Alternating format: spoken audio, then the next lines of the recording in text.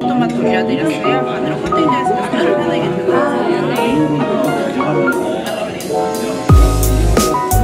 찍었어요? 네.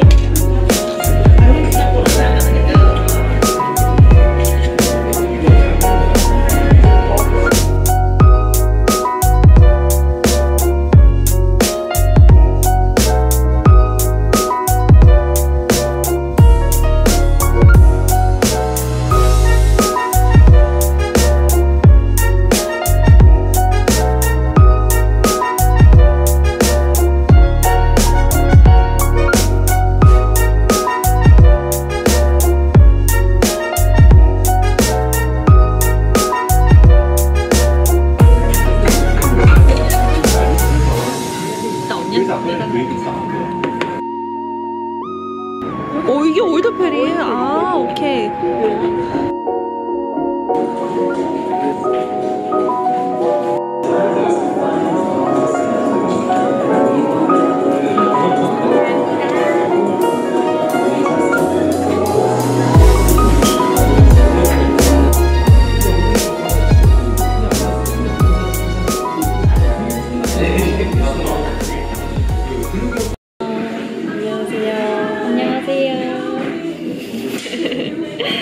첫 번째 영상이 올라가기도 전에 두 번째 영상부터 찍고 보네요.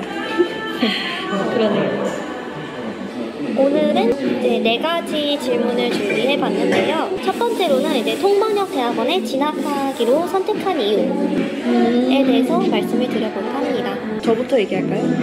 네, 저는 우선 대학원에 진학하기 전에 회사를 잠깐 다녔었는데요.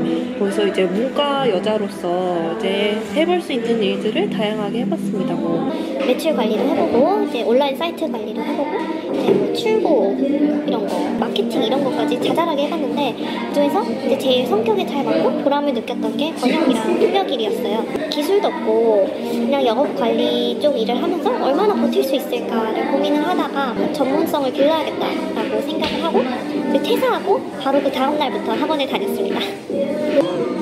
결정이 되게 빠르셨다. 네, 그런 말 자주 들어요. 저는 이 통번역대학원을 준비하시는 많은 분들이 되게 그 프리랜서라는 그 성격 때문에 많이 준비를 하실 거라고 생각을 해요. 프리랜서 매력있죠. 프리랜서가 자유롭게 출퇴근, 그러니까 본인이 원하는 시간대에 근무할 수 있고, 그리고 원하는 때에 쉴 수 있고, 그리고 내가 막 체력이 엄청 좋을 때는 또 이만큼 일을 몰아서 할 수도 있는 거고, 이런 장점이 분명히 있다고 생각하거든요. 그리고 사람마다 회사가 잘 맞는 사람도 있고 프리랜서가 잘 맞는 사람이 있다고 생각을 하는데, 회사 일에 잘 맞는 사람들은 규칙적으로 어떤 곳에 가서 주어진 일을 이렇게 책임감 있게 이렇게 잘 하는 사람들이고, 프리랜서는 약간 자기 주체적으로 뭔가를 일을 하고 싶어하는 사람일수록 그게 더 잘 맞는 것 같아요. 근데 일감을 직접 따내야 한다는 것에 좀 부담감을 느끼시지 않나요? 그럴 것 같아요. 아직 시작해보지 네. 않았지만 그렇게 될 것 같다. 그래서 통대를 졸업한 이후에도 바로 프리랜서가 되기는 조금 어려운 것 같더라고요. 그래서 보통은 회사에 들어가서 회사 인하우스. 통역사로서, 인하우스 통역사로 이제 몇 년을 일을 하고 거기에서 경험을 쌓고 인맥도 쌓고 그 다음에 이제 졸업한 이후에 좀 이제 자기 일을 할 수 있을 때 그런 식으로 프리랜서로 전향을 하는 것 같더라고요. 그럼 이제 두 번째로 넘어가 볼게요. 네. 저희가 같은 학원에서 만나게 되었거든요. 네. 통번역 준비, 통번역 입시에 특화된 학원인데 이 학원에 대해서 좀 말해보겠습니다. 학원에 대해서 어떻게 생각해요?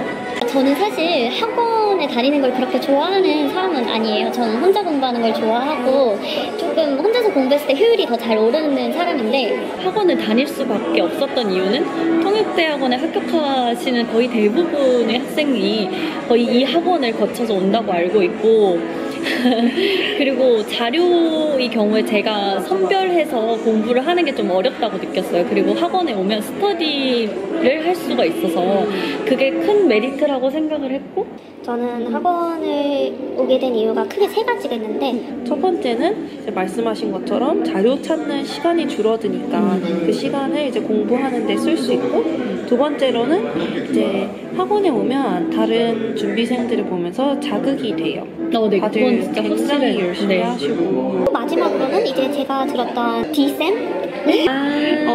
그 선생님 수업을 들으면 대충 견적을 알려주세요. 잘하는 사람한테 웰던 하고 엑셀런트를 알려주시는데 그리고 그게 이제 되게 꼼꼼하게 크리틱을 해주시기 때문에 내 실력이 어느 정도 향상이 됐는지도 쉽게 알 수가 있어서 맞아요. 좋았던 것 같아요. 그리고 발음 같은 것도 지적을 하나하나 다 해주시고 심지어 뭐 인토네이션이나 네. 목소리까지 네. 지적을 해주셔서 이런 거는 혼자 하면 솔직히 크리틱이야. 네, 되게 그렇죠. 저희가 합쳐서 수업을 한 7개인가 들었거든요. 저만 해도 하나, 둘, 셋, 넷, 다섯 종류 수업 들었으니까 저희가 진짜 많은 수업을 들었거든요. 그래서 만약 그 학원에 대해서 궁금하신 게 있다면 댓글에 남겨주세요. 네. 그러면 저희가 말할 수 있는 범위 내에서 말씀드리도록 하겠습니다. 세 번째는 이대와 외대. 이대 vs 외대. 보통은 이대와 외대를 고민을 많이 하시는데 맞아.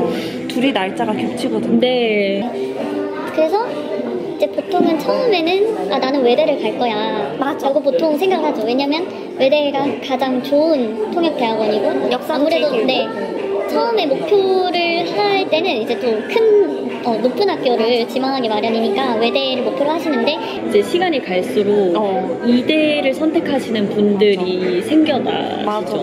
그리고 그분들은 오히려 좀 더 전략적인 선택을 했다고 생각이 들어요. 현명한 것 같아요.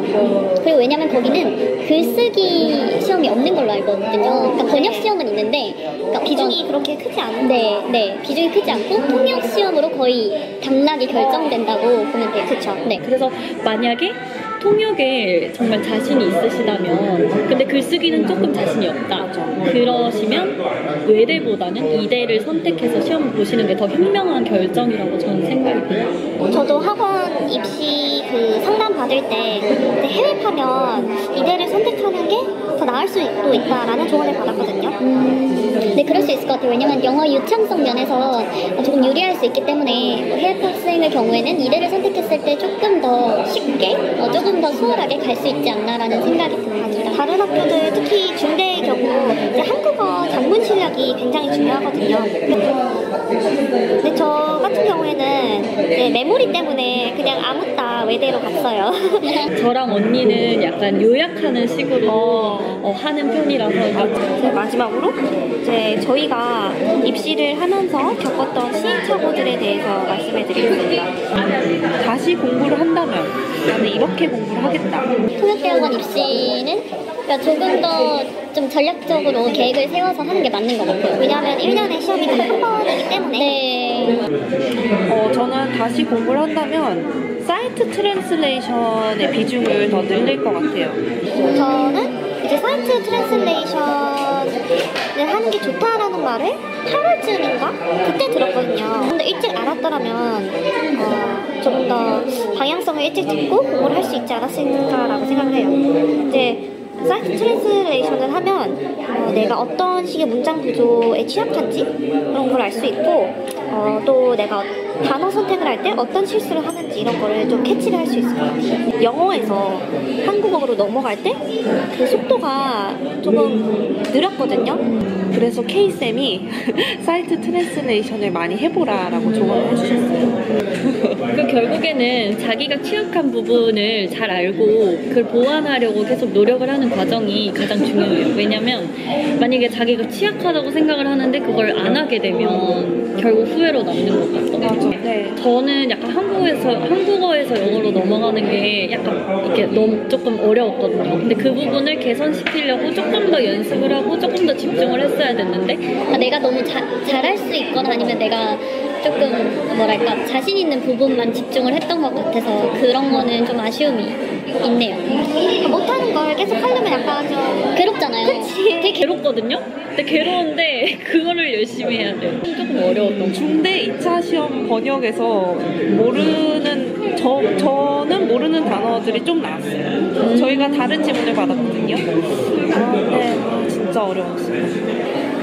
댓글이 달릴지 모르겠지만 뭔가 중대 시험에 대해서 좀 더 자세하게 얘기해달라고 요청이 들어온다면 한번 찍어보겠습니다. 중대 시험은 조금 다른 학교들과는 다른 유형의 시험이었어요. 중대 1차 시험 같은 경우에도 지문의 그 성격이라든지 주제가 좀 되게 생소했던 것 같아요. 그러니까 막 이게 나오나? 막 이런 주제가 나오나? 싶은 주제들이 되게 많았고 생각을 하고 좀 접근해야 되는 문제들이 많거든요. 문제가 나오면 생각할 시간 없이 바로 답을 적어야 돼요. 만약에 여러분들이 답을 바로 적지 않고 고민을 하는 순간 다른 문제가 나와요. 그래서 순발력도 중요한 것 같아요.